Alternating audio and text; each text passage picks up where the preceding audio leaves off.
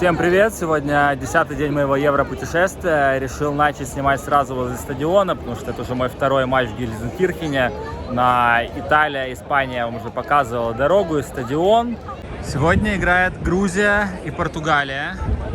Я проснулся в Кёльне и выдвинулся сюда. Проснулся я без билета. У перекупщиков цены в интернете выходили с комиссии где-то по 250 евро в среднем, то 300, то 200 с хвостиком, скакали. Но я видел, что в принципе цены падают и ажиотаж не сильно большой, поэтому я не хотел брать за 300, я пытался выловить что-то подешевле. Думал, что буду ходить, может, с табличкой под стадионом, потому что будет много людей, возможно, кто будет продавать билет. Но уже по дороге в поезде я постоянно обновлял сайты с перекупщиками, и в какой-то момент кто-то выставил билет за... в общем, он выходил 150 евро с комиссиями. Я подумал, что чем бегать тут с табличками, не так, неприятно бегать с табличками, как неприятно бегать с табличками среди вот этих перекупов с табличками, которые тоже якобы хотят билет, но неприятные люди. В общем, я решил, что 150 евро надо брать, что сильно дешевле я не найду, а нервы сэкономлю. Приехав к стадиону, я увидел, что перекупщики продают по 200 евро первую категорию, то есть просто они уже пытаются слить свои билеты по номиналу дорогие. Кто-то говорит 250. В общем, матч не супер ажиотажный, но я уже с билетом, так что мне так проще. Сегодня было еще два других матча, на которые я теоретически мог попасть. Во-первых, играла сборная Украины. Там вообще не было проблем с билетами. У меня друг купил за 100 евро билет номиналом в 200. И там по 60 на сайтах перекупщиков выставляли. В общем, если бы я нацелился туда, то с билетами проблем бы не было. Но мне надо было ехать туда 8 часов туда, а потом мне надо было бы вернуться обратно. В общем, это была бы очень сложная дорога, и я подумал, что этот матч того не стоит. Потом был матч сборной Румынии и Словакии во Франкфурте. Украина в Штутгарте была. До Франкфурта мне часа 2 было ехать, но я подумал, что лучше я поеду в Гельзенкирхен, потому что Румыния, Словакия, думаю, я бы тоже билет нашел. Но в Гельзенкирхене сегодня будет играть, во-первых, сборная Грузии. Они, по-моему, впервые в истории отобрались на Евро, и мне кажется, что это должно быть ярко, грузинские фанаты, это будет интересно. Я считал, что у меня тут больше шансов раздобыть билеты. Плюс сегодня будет в составе Криштиану Роналду. Я не то чтобы какой-то большой фанат каких-то отдельных личностей, в том числе Криштиану Роналду, но так сложилось, что за мою историю футбольных посещений матч Месси я видел порядка 3 раз, а вот с Криштиану Роналду мне как-то пересечься не удалось, и вот сегодня я это исправлю. Все-таки в Саудовскую Аравию, где он сейчас играет, я вряд ли когда-то полечу на его матчи. А на Евро уровне, возможно, это точно последнее его Евро. И, возможно, один из последних матчей. Мы не знаем, как далеко пройдет Португалия. Из группы они уже точно вышли. Надо понимать, что самая популярная футболка сегодня – это футболка Роналдо. В абсолютно всех ее проявлениях. Сборных, огромного количества клубов. Потому что, кто-то его любит, кто-то нет, но бесполезно спорить с тем, что один из величайших игроков в истории футбола, и у него есть очень много персональных фанатов, для которых не важно, сборная Грузии, сборная Португалии, для них важно, что сегодня на поле будет их кумир, их звезда Криштиану Роналду, и они пришли в первую очередь посмотреть на него. В футболках Манчестера, в любых футболках. Вот, походу, какую-то звезду повели, потому что прям все снимают, делают селфи. Интересно, кто знает, кто это? Популярность среди школьников зашкаливает. Реакция. Я не знаю, кто это. Как вы думаете? Для игрока он мелковат. Это популярный блогер. Вот если кто-то знает, кто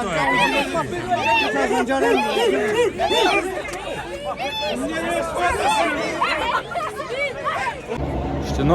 Мне рассказали, что это был за парень. Говорят, что это блогер iShowSpeed.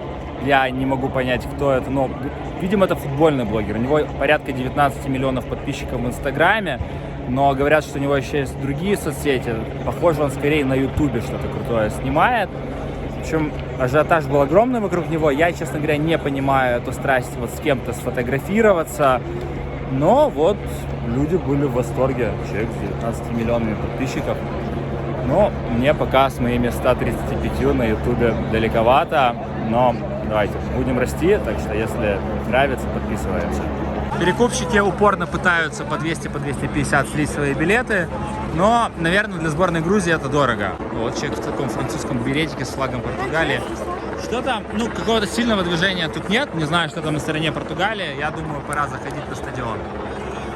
Я уже внутри, зашел буквально за минуту. Очень быстрый, очень легкий вход. Ну, потому что, когда современные, хорошие стадионы, на них все четко организовано. Много проходов, много турникетов.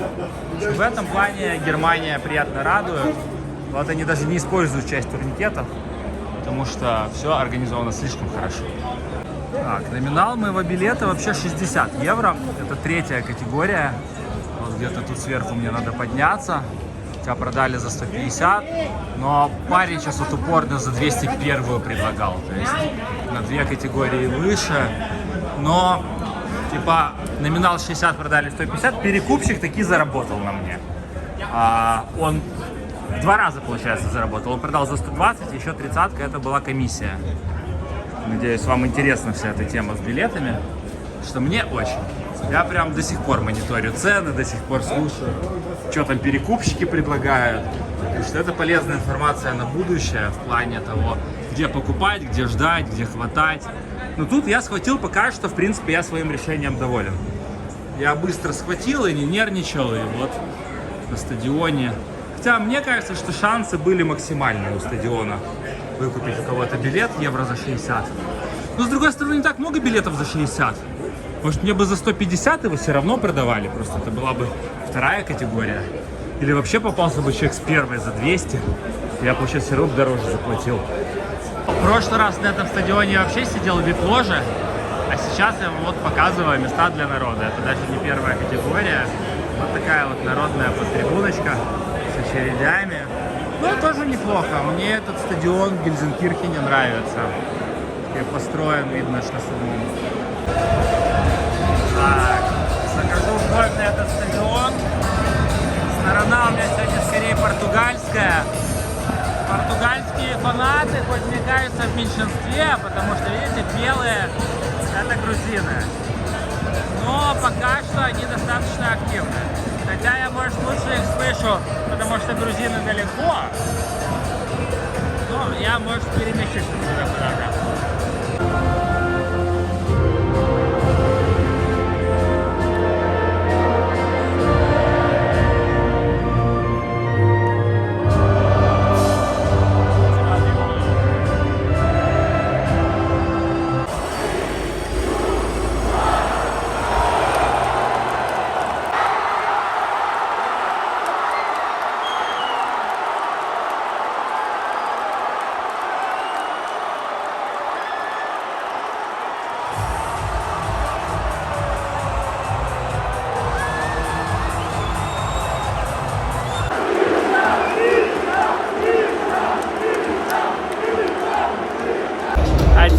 Грузины ведут после первого тайма, и я этому рад. Вот для меня грузины — это тоже наши. Я много раз был в Грузии.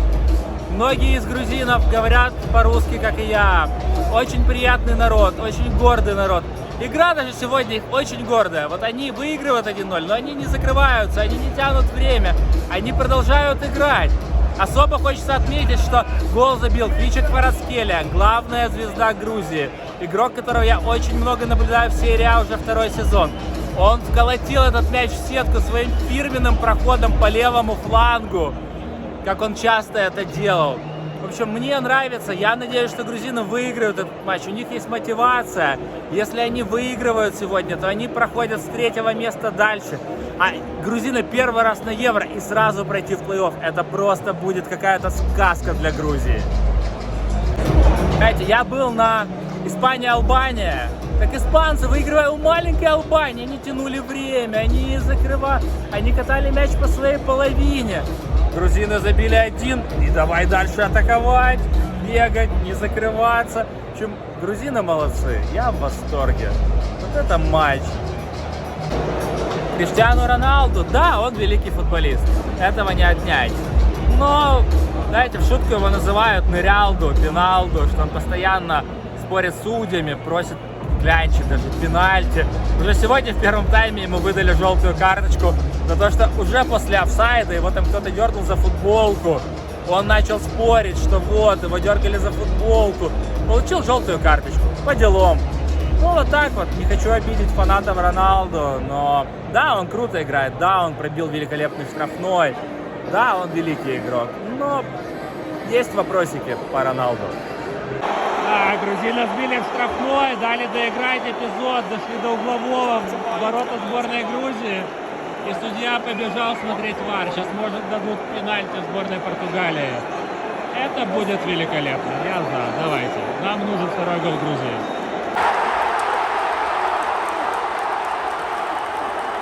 Да, это пенальти. Катя, нужен гол. Да!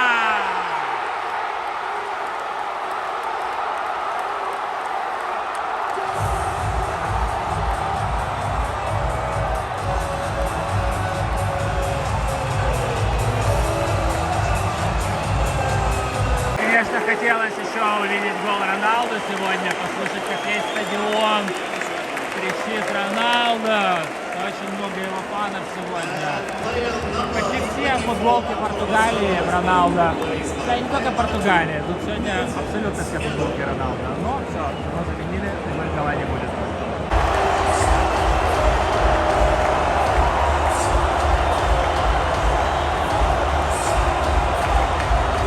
Грузины побеждают 2-0.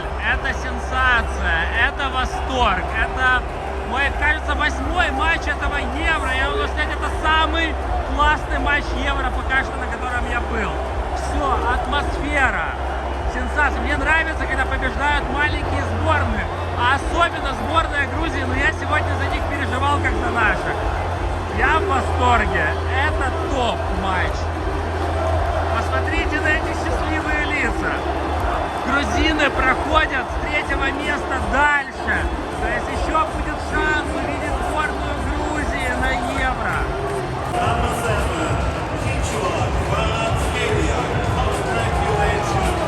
Может, именно вот этот грузинский волшебник наколдовал эту победу. Ну, а, наверное, этот волшебник все-таки был Квича и вся остальная сборная Грузии.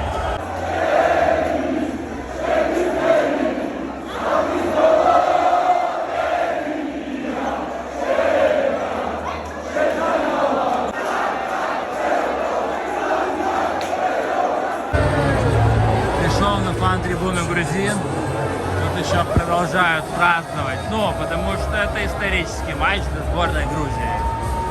Я увидел Криштиану Роналду, но я сегодня был в восторге, как обычно, от игры Кварацхелии, который забил великолепный гол. В общем, этот матч — это восторг. Я счастлив, что я тут был, и как минимум только ради этого матча уже стоило ехать на Евро. Но у меня еще было 6 других, и я надеюсь, еще будут матчи впереди.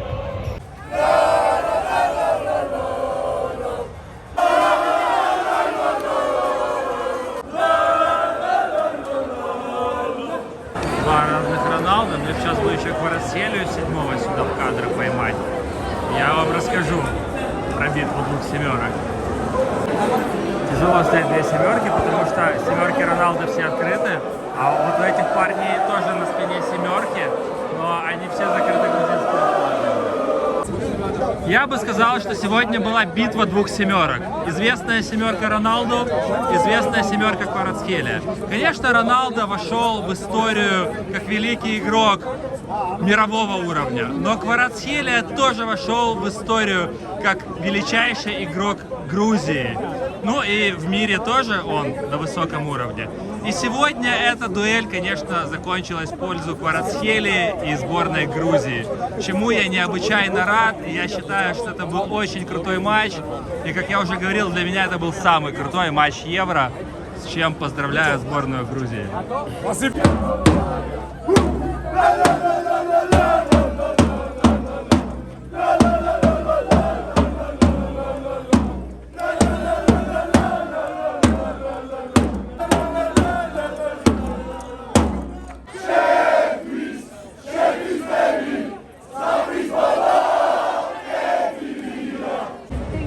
Там внизу припаркованы автобусы сборной, скоро будут выходить игроки. И вот я понимаю, что в основном фанаты Криштиану Роналду пришли чуть-чуть еще посмотреть на своего кумира в самых разных его футболках.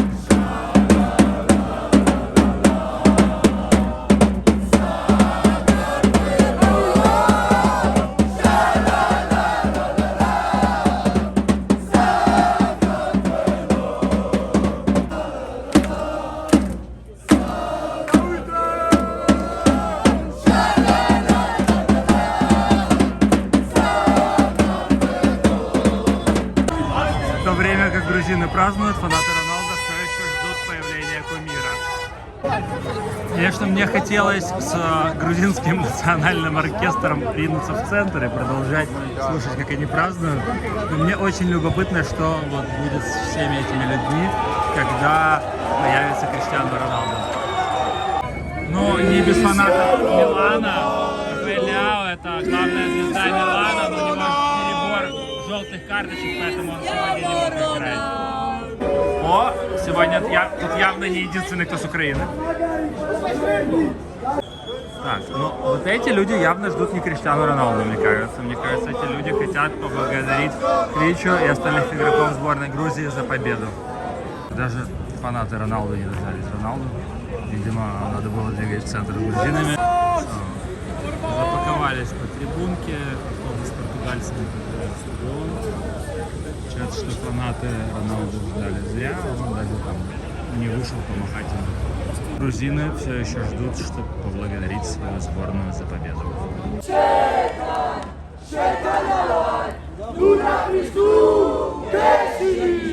Ладно, с автобусами что-то я завтыкал, надо было точно ломиться с грузинами в центр праздновать. Иногда, если дверь закрыта, не надо в нее вломиться. Просто обойдите. Вот даже стрелка есть.